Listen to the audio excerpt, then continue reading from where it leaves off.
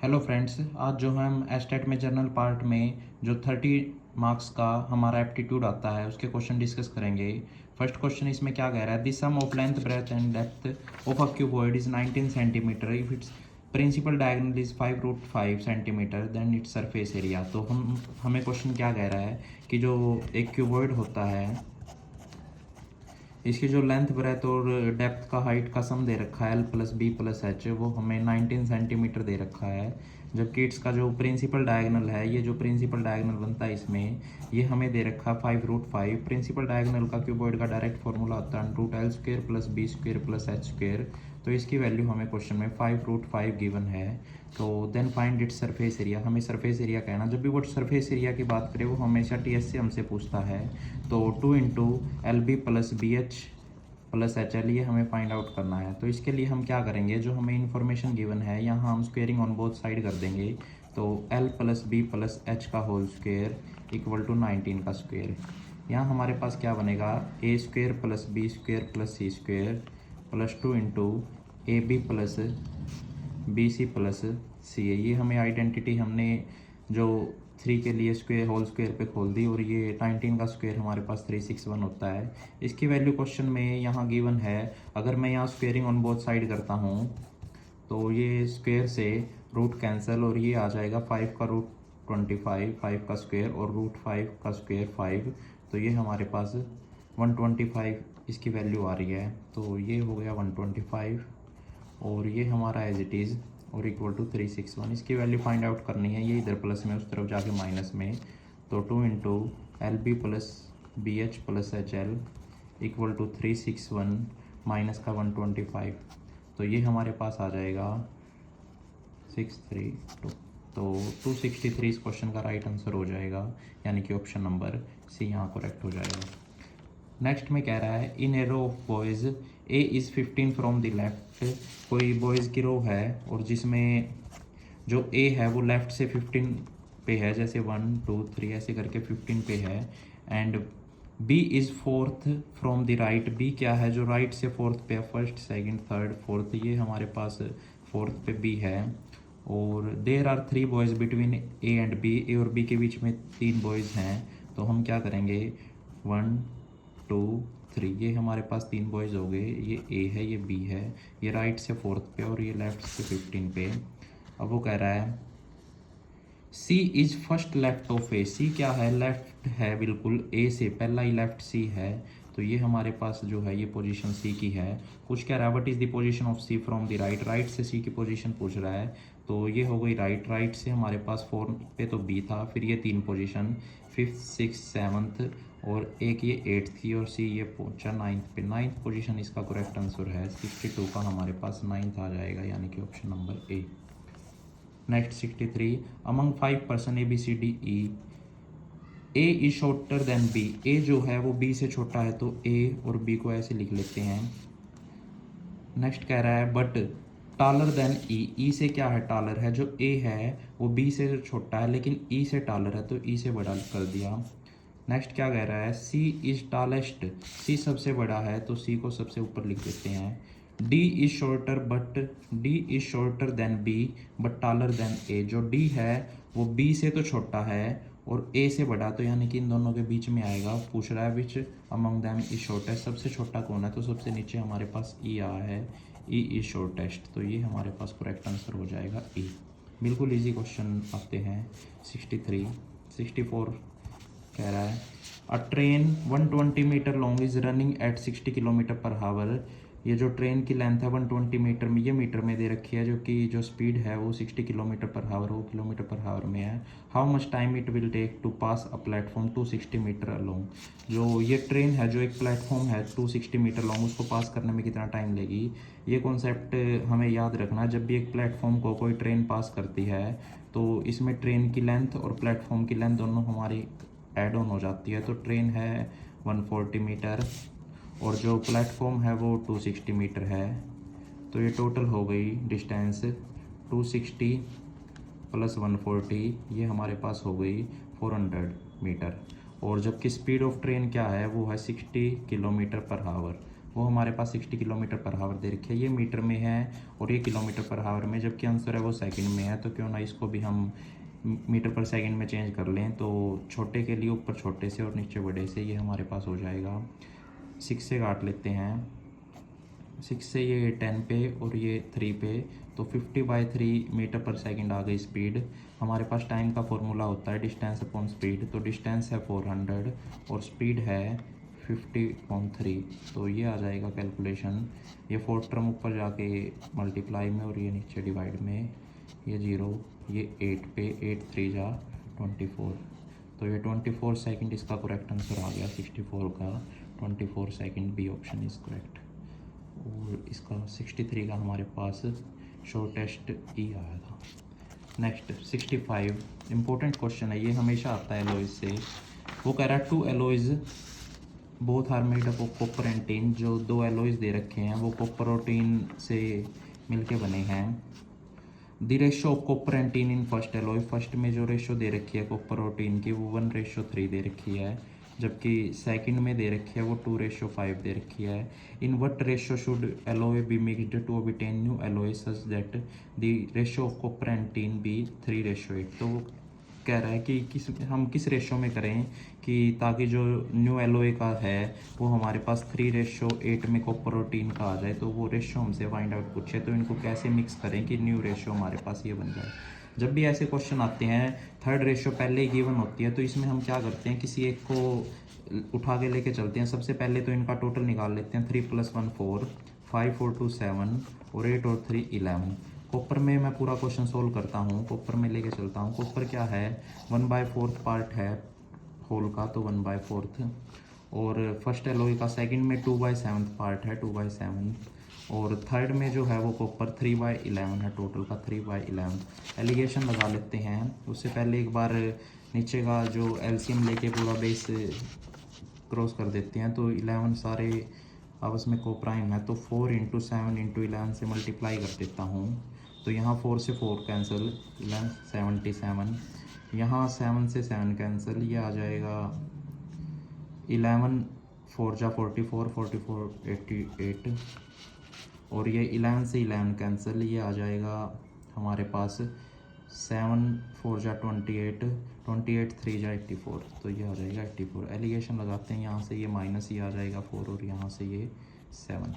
तो 4:7 जो है नया मिक्सचर आया। जब भी ऐसे थर्ड रेशो गिवन हो तो सबसे पहले टोटल करके किसी एक को क्वेश्चन में चेंज कर लेना। हमने कॉपर में पूरा चेंज कर दिया, तो यहाँ हम एलिगेशन लगा देंगे। आप डायरेक्ट भी इनको सब्ट्रैक्ट कर लेते हैं, लेकिन यहाँ इसे मल्टीप्लाई करने के बाद थोड़ा सा हमें ईजी हो गया, तो यहाँ रेशो ये ईजी निकल। नेक्स्ट क्वेश्चन क्या कह रहा है 66। इफ़ 4 men और 6 women can do a piece of work in 12 days working 7 hours a day।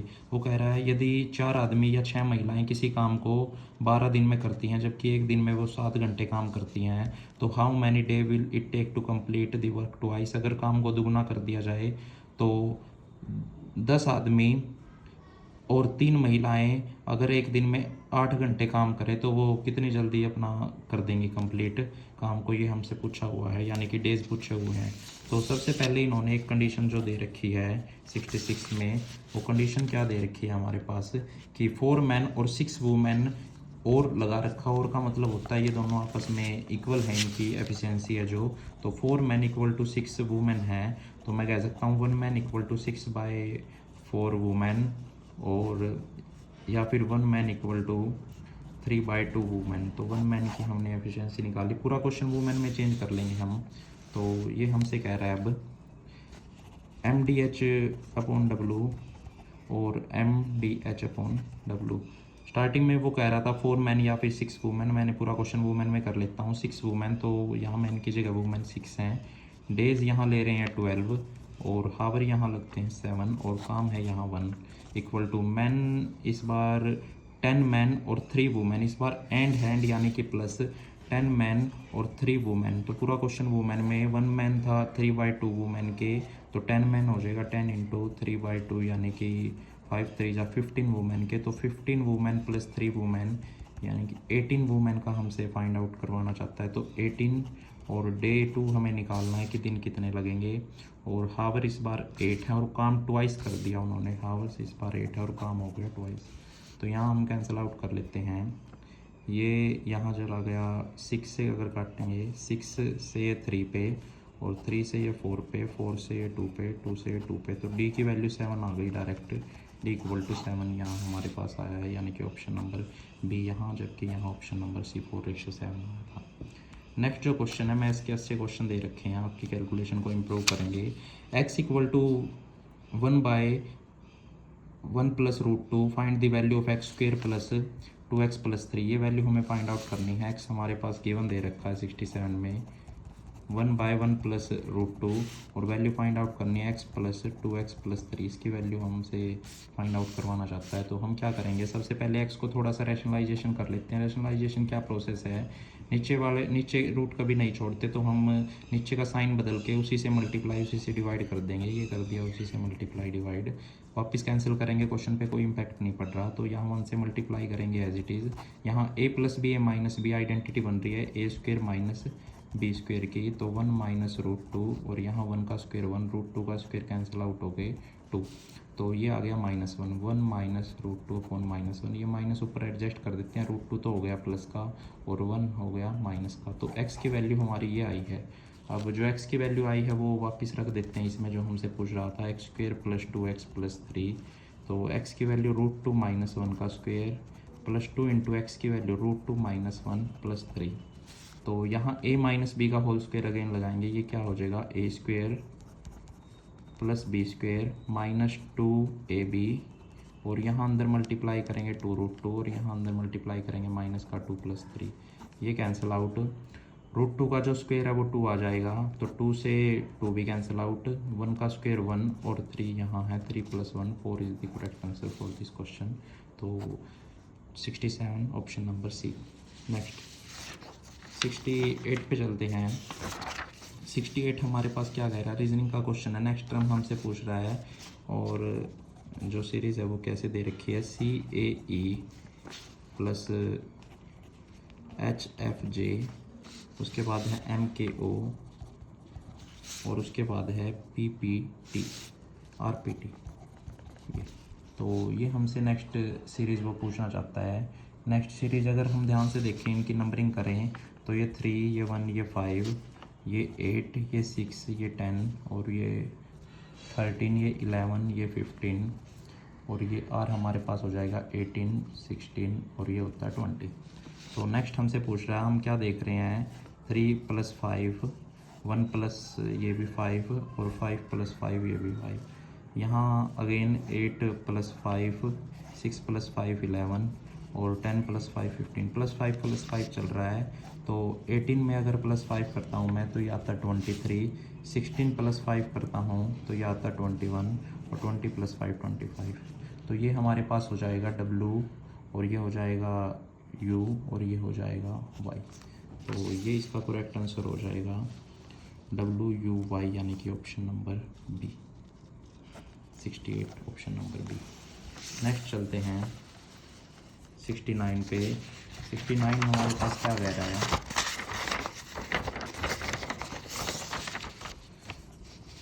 The length of wire is 66 metre. जो वायर है टोटल उसकी लेंथ दे रखी है 66 metre. The number of circle of circumference 1.32 centimetre. जो ये हमसे पूछ रहा है कि जो कितने सर्कल्स हमारे बन सकते हैं अगर एक सर्कल की जो सर्कमफ्रेंस है, यानी कि ये जो परिधि है एक सर्कल की, वो 1.32 सेंटीमीटर है। ये सेंटीमीटर में, ये मीटर में। तो सबसे पहले इसको भी सेंटीमीटर में, 1 मीटर इक्वल टू 100 सेंटीमीटर। तो 66 मीटर इक्वल टू 6600 सेंटीमीटर, ये हमारे पास सेंटीमीटर में। तो नंबर ऑफ सर्कल्स हमसे पूछ रहा है, तो ये क्या आ जाएगा, टोटल जो लेंथ है वायर की, टोटल लेंथ, और divide by circumference of circle, जो एक सर्कल की सर्कमफ्रेंस आ रही है। टोटल लेंथ है हमारे पास 6600, और जो सर्कमफ्रेंस ऑफ सर्कल है 1.32। ये डेसिमल रिमूव करके ऊपर 100 चला जाएगा, तो ये आ जाएगा 61 1 जा 61, और ये आ जाएगा 2 से ये 50 पे, तो 5 × 15 × 100, यानी कि 5000। This is correct answer. तो 5000 हमारे पास वायर से बनाए जा सकते हैं सर्कल, ऑप्शन नंबर डी एम करेक्ट हो जाएगा।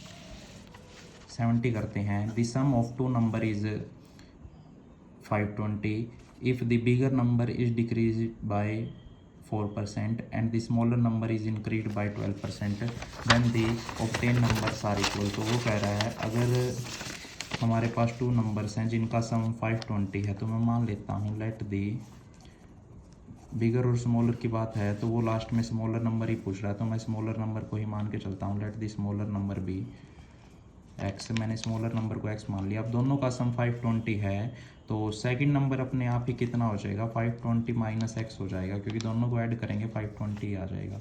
अब वो कह रहा है जो बिगर नंबर है उसको डिक्रीज़ कर दिया 4%। बिगर नंबर हमारे पास ये हुआ है तो इसको अगर मैं 4% डिक्रीज़ करूँ तो यानी कि अगर पहले 100 था तो अब 96 रह गया।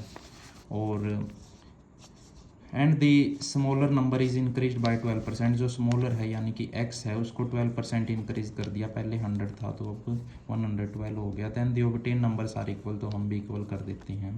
Then the smaller number is तो x की वैल्यू फाइंड आउट करनी है तो यहाँ हम 100 से 100 सिर से सिर पैर से पैर कट सकते हैं और यहाँ 8 से इसको करेंगे तो 8 से ये चला गया हमारे पास 12 पे और 8 से ये चला गया 14 पे, अगेन 2 से 6 पे और 7 पे।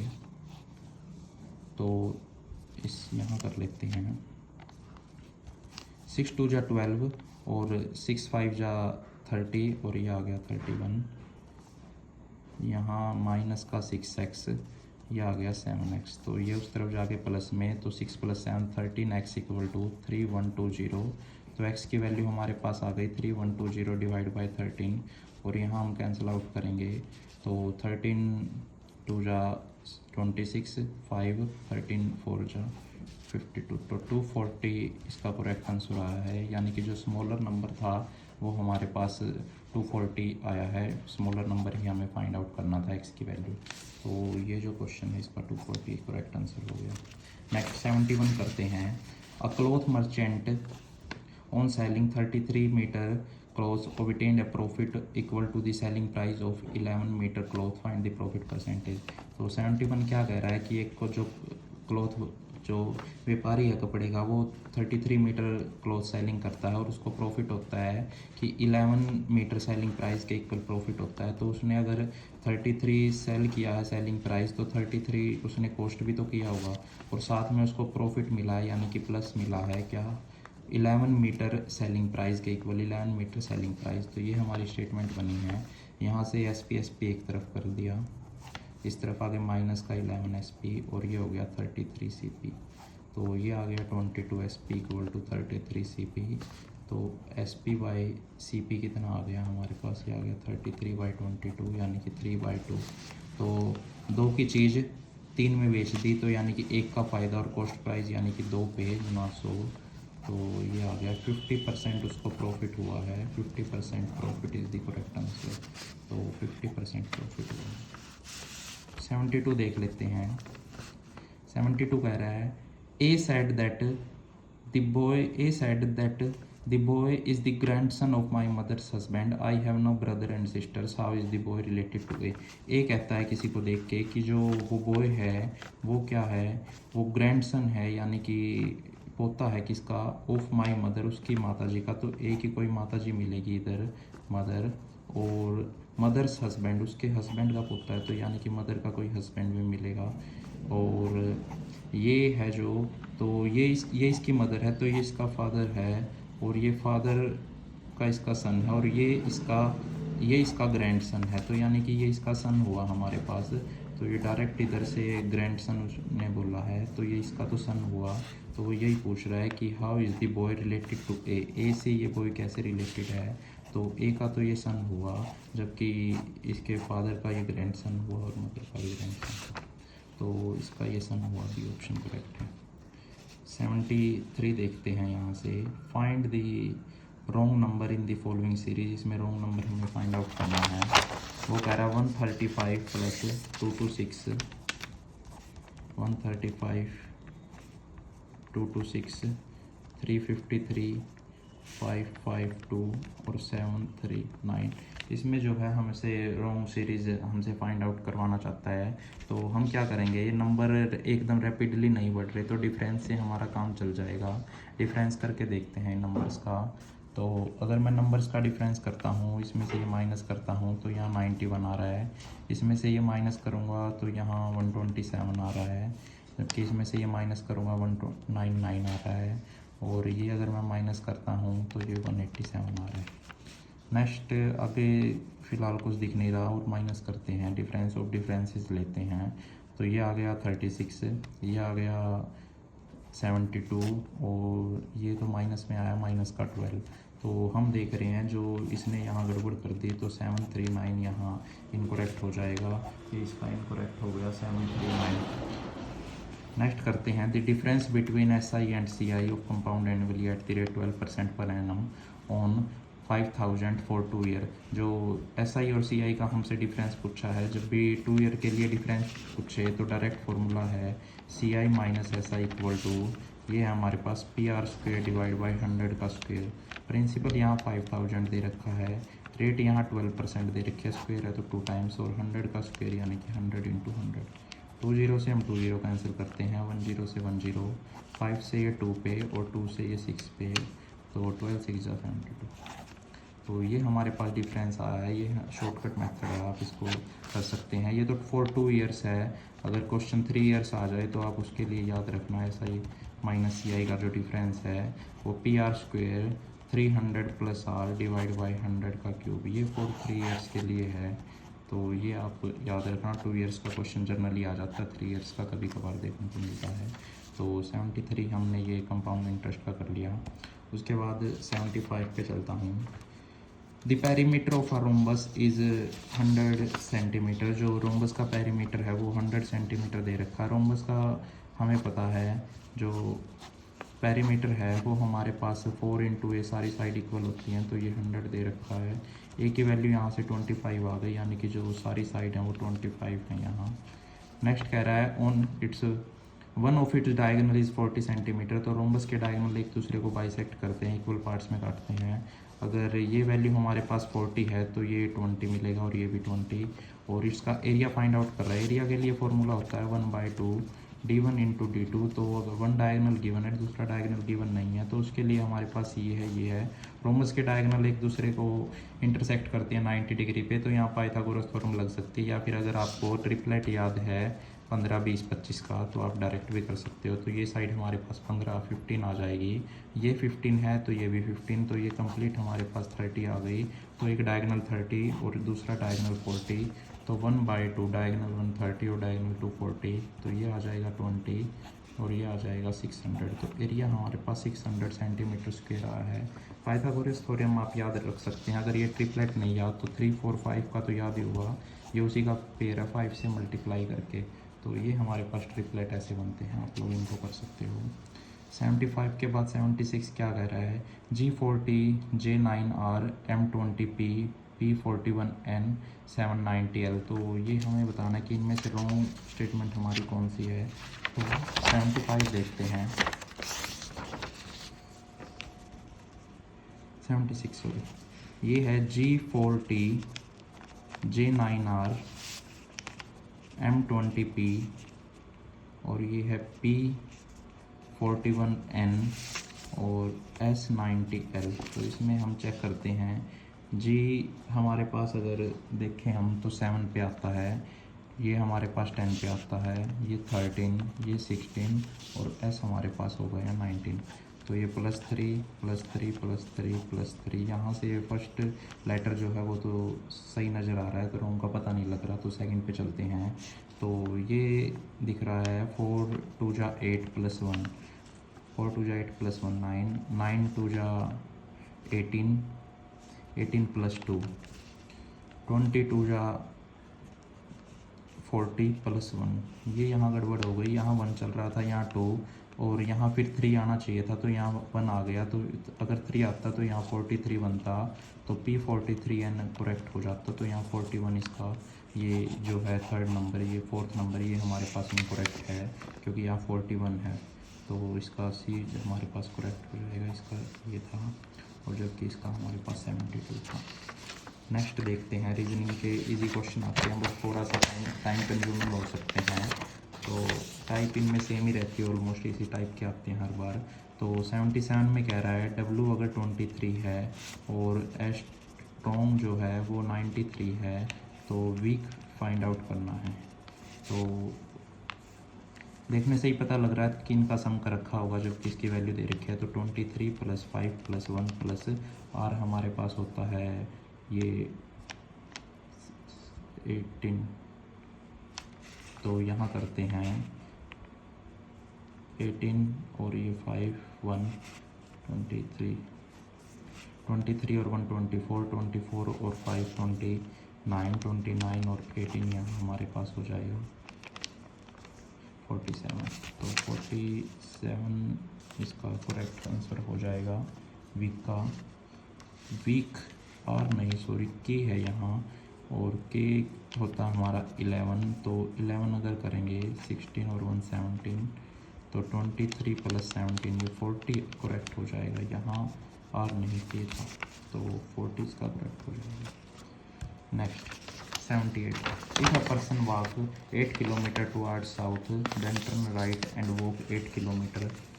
वो कह रहा है अगर कोई पर्सन है जो 8 किलोमीटर साउथ की तरफ जाता है, मान लो वो उधर है, तो 8 किलोमीटर साउथ, ये हमारी साउथ है, और देन टर्न राइट, वो राइट की तरफ मुड़ता है।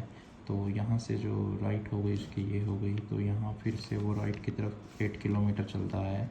अगेन टर्न लेफ़्ट, यहाँ से फिर से वो लेफ़्ट जाता है ये, और 10 किलोमीटर चलता है, ये 10 किलोमीटर है। In which direction is from starting point, starting point ये था, अगर यहाँ से करें तो ये ईस्ट वेस्ट नॉर्थ साउथ हो गई, तो वो साउथ वेस्ट में हमारे पास इधर है वो, तो ये साउथ वेस्ट डायरेक्शन है, साउथ और वेस्ट। तो इसका आंसर हमारे पास हो जाएगा साउथ वेस्ट टी। तो ये 78 करेक्ट हो जाएगा। आप लोग इनको कर लीजिए।